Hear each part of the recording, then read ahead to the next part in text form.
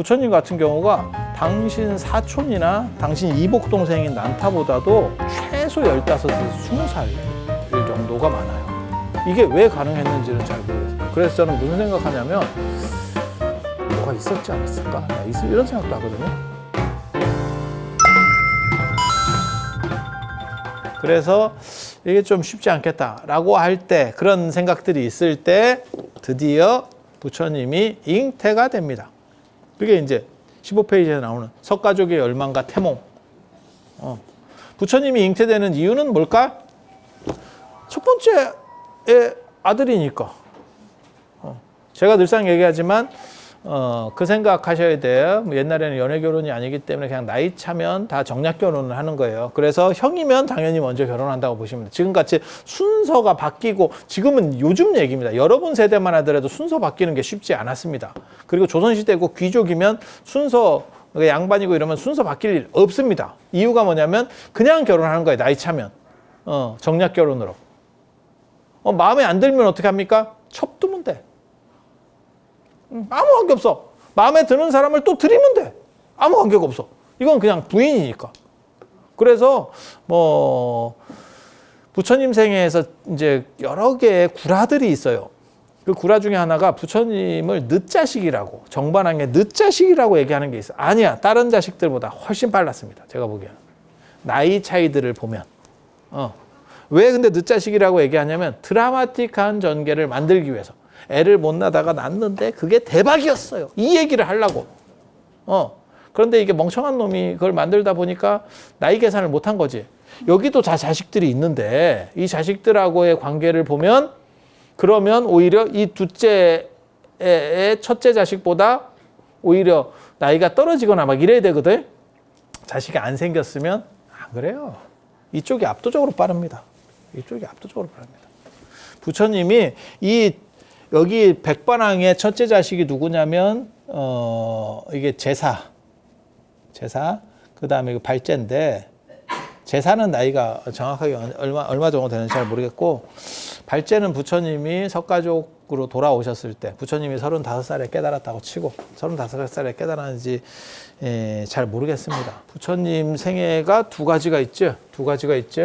그래서 부처님께서 17에 결혼해서 17, 그 다음에 19에 출가를 하고 그 다음에 12년 동안 수행을 하시고, 6년은 스승들에게 배웠고, 그 다음에 6년은 고행을 했고, 그러면 12살, 19에다가 31살에 깨달음을 얻었어요. 저는 31살에 깨달음을 얻었다는 설을 지지하기 때문에 여기 깨달음. 또 다른 한 설은 어떤 거냐면 언제 결혼했는지 정확하지 않고, 그 다음에 출가를 29살에 했고, 29살에 출가했고 10년 차이가 나요. 그 다음에 6년 동안 고행해서 6년 동안 저 스승에게도 배우고 고행도 하고, 그래서 35살에 깨달음. 그래서 여기서는 45년 동안 설법을 하셨고, 여기서는 49년 동안 설법을 하셨고, 그래서 80세에 돌아가시고. 그래서 저는 31살에 이 어른이 깨달음을 얻었다고 생각하기 때문에, 그래서 석가족 마을로 언제 돌아갔냐면 이 31살에 돌아갔다는 설도 있고, 그 다음에 깨닫고 나서 6년 뒤에 돌아갔다는 설이 가장 일반적이에요. 그래서 37살, 36에서 37살 정도쯤에 부처님이 석가족에 돌아갔을 때 이 사람들은 20살 안짝이었습니다. 부처님 사촌들은. 당신 동생도 20살 안짝이었어요. 그러니까 부처님이 거의 압도적으로 어떻게 저렇게 사촌들 사이에서 압도적으로 나이 많은 형이 나올 수 있는지는 저도 잘 모르겠어요. 거의 아버지 뻘 정도의 차이가 났어요. 지금은 아버지 뻘을 어떻게 보는지 잘 모르겠는데, 예전에는 10살 차이 나면 아버지 뻘로 대한다는 게 있어요. 소학 같은 데 보면. 되게 재밌어요. 왜냐면 일찍 결혼해서 그래요. 그러니까 15살 정도쯤에 15세에서 18살 사이에 결혼하니까 한 10살 정도 내 형이면, 나보다 형이면 아버지 뻘로 대한다, 이런 룰이 있다니까. 지금은 10살, 10살로 어떻게 아버지 뻘이 돼? 30살이 돼도 아버지 뻘이 될까 말까. 지금 20대, 30대 합쳐도 결혼한 사람이 50%가 안 됩니다. 우리나라에서. 30대까지 쳐도 50%가 안 돼. 그러니까 결혼 안 하는 놈이 더 많아. 그러니까 여러분들도 자녀분들 중에서 30대인데 애가 결혼을 안 했어요. 정상입니다. 정상입니다. 우리나라 평균입니다. 정상이라고 말하기는 그렇고 그냥 평균 안의 범주에 아직까지 존재하고 있습니다. 너무 웃기지? 나도 웃겨.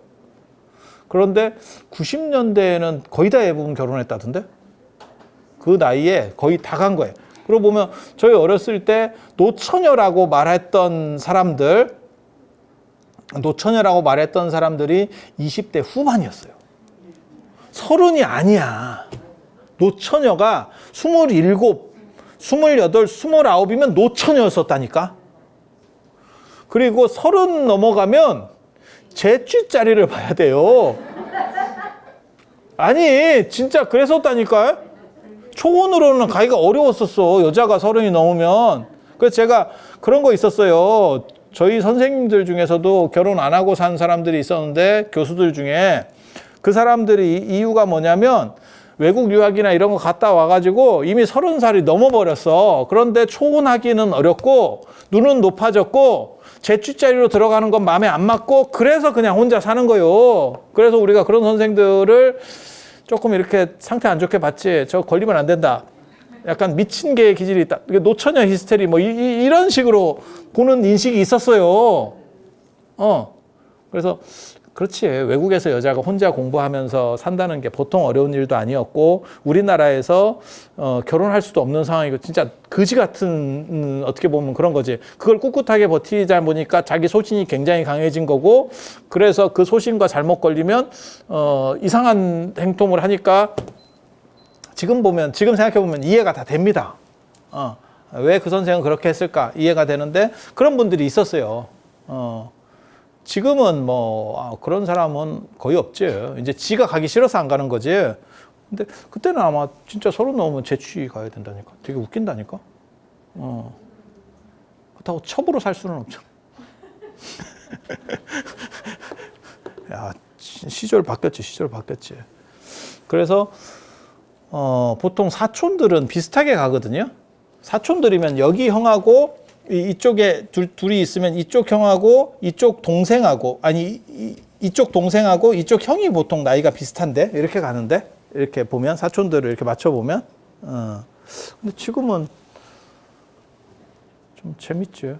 그래서 부처님 같은 경우가 당신 사촌이나 당신 이복 동생인 난타보다도 거의 한 최소 15에서 20살 정도가 많아요. 이게 왜 가능했는지는 잘 모르겠어요. 그래서 저는 무슨 생각하냐면 뭐가 있었지 않았을까? 나 이런 생각도 하거든요. 뭐가 있었다는 게 뭔 뜻인지 아세요? 여러분도 알잖아. 형제인데 나이 차이가 많아요. 이러면 삭제. 그러니까 크다가 죽은 분. 아니 여러분 그런 거 몰라요? 그러니까 지금같이 애가 하나나 둘만 낳는 시절이면 뭐 이런 게 없지만 예전에는 키우다가 중간에 돌아가시잖아요. 어렸을 때 이렇게. 그러면 나이 차이가 많이 나는 거지. 왜 쟤는 7살이나 차이가 난대? 그러면 중간에 한두 명 있었던 경우가 있어요. 굉장히 놀라운 게 60년대 우리나라의 1인 자녀 수가 한 가구 자녀 수가 6이에요. 평균 자녀 수가. 그러니까 여러분이 60년대에 결혼해서 살고 있었다면 6을 낳으면 정상입니다. 보살님 정상이에요. 정상이었어. 혼자 많이 낳은 게 아니고 그 당시 평균이야 평균. 평균을 한 거야. 야 그러면 내가 무슨 생각했냐면 우리 시대는 둘만 놓고 못 낳게 했잖아요. 에이 그 시대 아닌데 뭐 얼굴이 마스크가 그 시대 아닌데 그거는 70년대 들어오면서 둘만 낳자라고 했었고 그 다음에 70년대 후반 80년대 초에 가면 둘도 많다 하나만 낳자. 하나만 낳아도 삼천리는 초만원. 내가 표도 지금도 얼마나 그걸 많이 써놓고 벽에다가 붙여놨냐면 삼천리는 초만원 이러더니 지금은 셋은 낳아야 애국자예요. 넷을 낳으면 아파트를 줍시다. 뭐 분양 청약에 1순위로 올려야 됩니다. 지금은 이제 이런 시절이 된 거예요. 세계 최초로 민족이 자연 소멸할 수 있는, 그러니까 전쟁이라든지 이런 걸 통해서 싹쓸이 되지 않고 자연 소멸로 민족이 사라질 수 있는 가장 유력한 나라가 우리나라래잖아. 야, 이게 도대체 뭔가, 3천리는 초만원 이러더니, 그걸 듣고 있었는데, 그 사람이 살아있는데, 사라진대. 그래서 한국 사람들이 내가 보기에는 우리가 지금 조금만 지나면 지금 아마 한 2030년 이 정도만 되면 일본을 제치고 전 세계 최장수 국가가 되거든요. 우리나라가. 그렇게 될 수 있는 게 뭐냐면 냉탕 온탕을 많이 겪어서 그래. 그래서 목욕탕 가도 이게 꼭 이게 냉탕 온탕 이렇게 왔다 갔다 하는 사람이, 이게 정신 산만한 사람들, 그러니까 그 사람이 정신이 산만하다는 게 아니고 보고 있는 사람이 정신이 산만한, 들어가서 또 이걸 또 이렇게 또 해요. 특징이 뭔지 알지? 그렇게 하면 피부가 좋아진대. 얘기를 들어보면. 그게 이제 수축과 팽창을 반복하니까. 우리가 정신에도 그런 걸 했었던 것 같아. 삼천리는 초만원 하더니 민족이 소멸한대. 야, 이걸 당하니까 수축과 팽창을 이렇게 반복하다 보니까 사람들이 정신이 이렇게 강력해져서 오래 사는 게 아닌가라는 생각을 해보지. 우리는 그냥 다 쓸데없는 생각하는 거예요. 인생의 반은 쓸데없는 생각하면서 사는 것 같아요. 그래서 아무튼 석가조, 이게 부처님 형제들에게도 죽은 사람들이 상당히 있었던 게 아닌가라는 추정, 기록에는 안 나와요. 전혀 안 나와요. 전혀 안 나와요. 그런데 충분히 가능성이 있어. 그렇지 않으면 나이 차이가 이렇게까지 벌어질 수가 없어. 일반적인 경기 상황에서는. 그것도 왕실에서는 부인이 한 명 아닙니다. 그것까지 계산해야 돼. 그런데 이게 이렇게 됐다는 거는, 그리고 여러분 아시는지 모르겠는데 왕실이 더 영유아 사망률이 덜 죽었다라고 생각하시면 안 돼. 예. 실제로 제가 보면 정확하지는 않지만 평균 값에서 크게 유의미한 차이는 안 났을 거라고 생각해요. 왜? 지금 생각해봐. 위생이라는 개념에서 봤을 때 그냥 시골 애들은 남자애는 그랬어요. 여자애는 그렇지 않지만 남자애는 그냥 꿰먹고 다녔어. 애들이 그냥 뛰어다녀. 이렇게. 우리 어렸을 때만 하더라도 뛰어다녀. 그러다가 개한테 물려가지고 넷이 되는 이유 중에 하나가 그것도 있어요. 나 진짜 재밌는 거. 야, 청나라 말에 넷이 되려고 어떤 놈이 잘랐대. 그렇게라도 살아보려고. 자르고 들어갔더니 나라가 망했대. 너무 비극이지. 아니, 그건 자른다는 게 있잖아요. 굉장히 위험한 겁니다. 잘랐을 때 살 확률이 몇십 %밖에 안 돼요. 잘려봐. 그게 쉽게 살겠나? 쉽지 않아. 그래서 내시를 모집할 때 자연적으로 고자가 된 애들을 모으는데, 그 모으는 이유 중에 하나가 뭐냐, 어렸을 때 그렇게 꿰먹고 다니다가 개가 먹는 건 줄 알고 물어요. 이렇게 씹으면 있는데 내시가 돼. 한번 씹히면. 어렸을 때. 그래서 제가 전에 얘기해 줬잖아요. 왜 그게 되는지. 왜 그거를, 개가 왜 그걸 무는지. 똥개들이 이게 서로 싸는 걸 먹으려고 이렇게 경쟁을 하다가 그게 싼 게 나온 게 아니고 달려있는 거를 무는 어떻게 보면 백내장 개가 있는 거지. 그래서 나는 내려오는 건 줄 알았어요 라고 해서 물었던지, 그 앞에 걸 너무 막 미치겠지. 얼마나 아프겠어. 근데 그렇게 벗겨놓고 키우는 게 오히려 생존 확률은 더 높았을 거라고 생각해요. 차라리 그 비단으로 왕궁에서 싸매놓는 것보다 이게 세균이나 바이러스를 생각해봐. 이게 오히려 안 좋아요. 그 다음에 거기 공기 밀폐되잖아. 우리도 이번에 코로나 했을 때 절에서 왜 코로나 환자들이 잘 안 나와요? 일단 산에 있는 절은 다 공기가 잘 통하지. 그리고 한옥이 공기가 잘 통하고. 그리고 우리 신도가 별로 없으니까. 코리가 밀집 대응이 안 돼. 너무 불쌍하지. 이게 코로나가 전파가 잘 되는 게 좋은 건가? 안 되는 게, 난 그런 생각도 했다니까?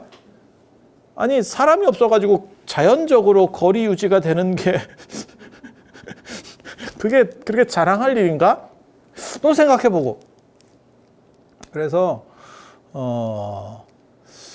꼭 왕실이라고 안 죽어요라고 생각하면 안 돼. 지금 돈 있는 사람은 안 죽지. 더 좋은 걸 먹을 수 있으니까. 훨씬 더 영양 상태가 좋겠지. 근데 예전에는 이런 상황이 아니에요. 그래서 무조건 싸매놓는 방식을 쓰고 이런 방식들이 위생에는 더 안 좋을 수 있습니다. 그러니까 어린애가 싼다고 생각해봐. 똥기저귀야. 그러면 아시는지 모르겠는데 진짜 못 사는 집은 기저귀 안 채워요. 그냥 개처럼 싸는 거야. 근데 그게 위생에는 좋아. 한 번만 더 생각해봐. 위생에 좋아. 비단으로 싸놨잖아? 어떻게 할 거야, 그거? 어떻게 할 거야? 왕실에서 바꿔. 싸면 바꿔. 그래도 그게 흔적이 계속 남잖아. 그냥 계속 아무 데나 싸는 애하고 생존율이 누가 더 좋을 것 같아? 그러니까 이게 생각하기 나름 이런 거예요. 그러니까 잘 모르는 사람들은 자꾸 왕실에서 살면 더 생존율이 높았을 거야 라고 생각하고 굶어 죽고 뭐 이런 거는 훨씬 더 높지. 그런 식으로 죽는 거는 그렇지만 위생 상태는 결코 더 좋지 않아. 결코 좋지 않아. 그래서 제가 보기에는 그냥 평타, 그런 거 데이터가 없으니까 그런데 그냥 평균에서 큰 차이를 안 보였을 거다라는 정도 생각을 해요. 그래서 왕실에서 사람들이 그렇게 죽어서 이렇게 나이 차이가 벌어질 수 가능해요. 가능해요. 가능해. 그리고 부처님은 늦자식이 아니고 굉장히 빠른 자식이었다. 빠른 자식이었다. 자기 사촌들 대비해서 봤을 때. 우리가 이 나이 차이를 다 뽑았거든. 내가 안한하고 부처님하고 몇 살 차이 나는지를 보려고 이거를 논문을 쓰면서 싹 자료를 다 긁었거든. 그때만 하더라도 내가 할 일이 없어서 그런 걸 했어. 지금은 논문을 그렇게 장인정신껏 못 씁니다. 왜? 바쁘기도 하고 이제 꾀가 생겨가지고 이렇게 해서 실용신안 논문을 쓰지. 이런 건 발명 특허 논문이에요. 훨씬 힘듭니다. 싹 긁어가지고. 그래서 나이 차이들을 쫙 대비를 해보니까 부처님 나이가 훨씬 많아. 이게 왜 이렇게 벌어졌을까? 몰라. 아무것도 그 중간에 삭제된 사람에 대한 기록은 없어. 그런데 삭제를 추정해 볼 수 있지. 정상적인 집단에서 15에서 20살 차이들이 사촌들하고 나요. 라고 하면 의심해 볼 만한 충분한 여지는 있죠. 충분한 여지가 있죠. 그리고 뭐 이제 늦게 결혼해가지고 뭐 임신이 잘 안 돼요. 그럼 말 같지도 않은 거고 그거는 요즘 얘기고 옛날에는 다 일찍 결혼해가지고 애가 애를 낳아요. 진짜 뭐 이러던 시절이고 그리고 부인이 여럿이라니까. 정반왕도 저 기록에 나오는 것만 해도 2명이고 더 있었을 겁니다. 미안한 얘기인데 이런 얘기를 자꾸 하면 이제 불교적으로 좀 안 좋다라고 하는데 부처님도 있었어요. 부처님도 있었어요. 그건 기록에도 나옵니다. 근데 우리가 이런 기록에는 잘 안 쓰지. 왜? 그게 문제라는 생각을 안 하는데 사람들 지금 현대의 관점에서는 조선시대 때도 그런 기록은 문제가 전혀 안 됐을 거예요. 그건 뭐 당연한 거예요. 그런데 요즘 세상에는 그런 걸 약간 부정적으로 보니까 이제 약간 이렇게 깎아가는 거지. 야쇼다라 말고 한 2명은 더 나옵니다. 그래서 라우라가 왜 아들이 라우라밖에 없느냐? 이것도 이제 또 미스테리가 되는 거야. 저게 가능하냐? 저게 가능하냐?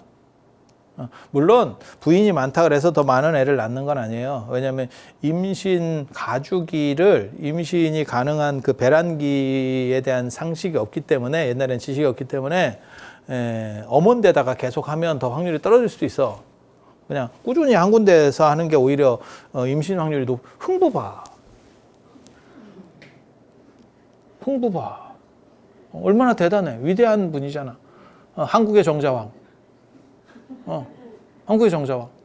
그래서 나 흥부전 제가 전에 그 얘기 드렸잖아요. 박 타다가 그 안에서 첨 나온다고.